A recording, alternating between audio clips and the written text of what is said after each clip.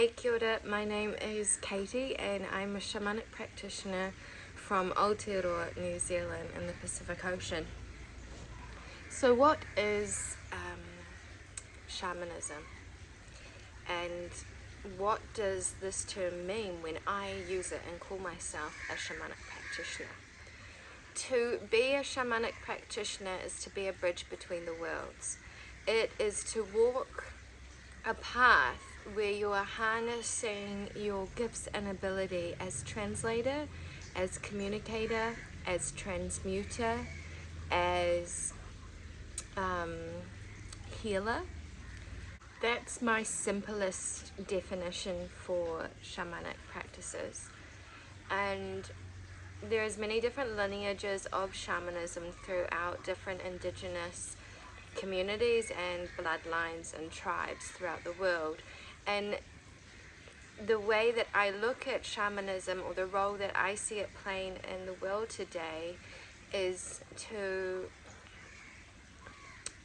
pioneer this ancient knowledge and practices into today's world and culture, because humanity has never existed at a time as it is now, and the way that we need to address and approach issues, dis-ease and challenges is in a different way to how we would have in ancient times when we lived closer to nature and a more simple, connected lifestyle.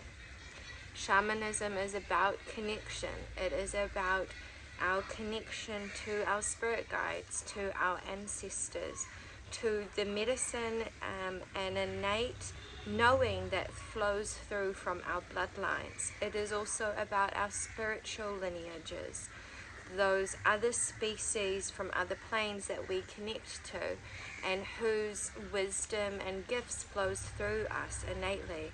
Shamanism is about our ability to communicate and to connect with different kingdoms, to build a rich relationship with all of life. And the kingdoms I'm speaking to is the plant kingdom, the animal kingdom, the mineral kingdom, the insect kingdom, and the bird kingdom.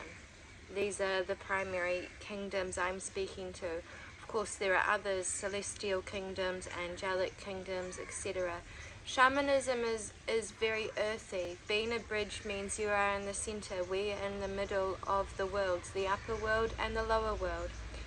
In most shamanic worldviews, there is an understanding of the makeup or the map of the worlds, that there is the upper world, the lower world, and the middle world, the physical world that we live in today. And there is many layers and planes within those worlds. We use the term the four winds, or the four directions, or the 8 directions, etc., as a tool. And this is an ancient tool where the four winds, or the 4 directions, the north, south, east and west, are gateways. And within, if you see the world as a sphere with the upper above and then the below and then the 4 winds placed around, and you see the sphere, you begin to learn that this is a map for the dream world, and that within this sphere all of existence has a place, has a belonging within this sphere. This sphere reflects the microcosm and the macrocosm. This sphere has a full wealth and range of diversity of dark and light, and it is a mirror to understanding the rhythms and balance of this existence, of earth and of the other celestial bodies, and how they touch us, our own rhythm, on a macro and a micro level, on a physical and a mystical level.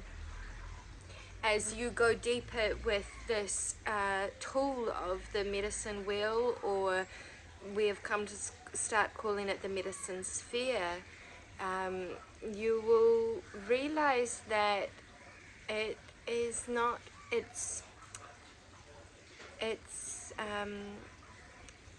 usefulness, its gifts, and its wisdom is infinite. And in shamanic practices, we train ourselves using different tools such as the drum or the medicine drum, and working with our guides like the spirit animal or the warrior to travel and traverse through the dream world. We develop the skills to do this and enter altered mind states without using powerful psychoactive plant medicine. So we train ourselves to enter these trance-like dream states without medicines. We learn how to develop our senses so that we can sense subtle frequencies and communicate with the subtleties. We begin to learn what we're naturally good at between the worlds beyond the physical plane, and then develop and harness those as gifts. We dance in the mystery and the unknown, and part of living in balance is to surrender the need to know all of the time, to trust, to walk blindly, to walk the path of the warrior. This is the walk of the shaman. It is lonely, and yet you are never alone, because you are connected to all of life in the seen and the unseen realms. You must face your fears, and you must journey through ordeals that polish you and bring you deeply in touch with your faith, your love, and your power. You must learn your fear intimately, for it is your greatest ally and your greatest teacher. And of course, you're always surrendering. There is a teaching within shamanism of the hollow bone, and that is, we are the hollow bone as shamanic practitioners, and that to keep our channel and to keep ourselves hollow and clear is part of our practice, so that spirit or spirits may flow through us with totally fluidly. And when we are working and a great power moves through us, we are the hollow bone, and that great power is the universe, or the ancestors, or a plant, or a guide, or an animal, or some force. And so we are the hollow bone. There are layers of confusion around shamanism. We have diverse lineages in our bloodlines now. Our ancestors have often traveled to different lands and left their indigenous homelands, but we all have indigenous roots within us, and connecting to those indigenous roots, we connect to a balanced relationship to life and existence, one that honors the feminine and masculine aspects, the dark and the light aspects, the forces of creation and destruction.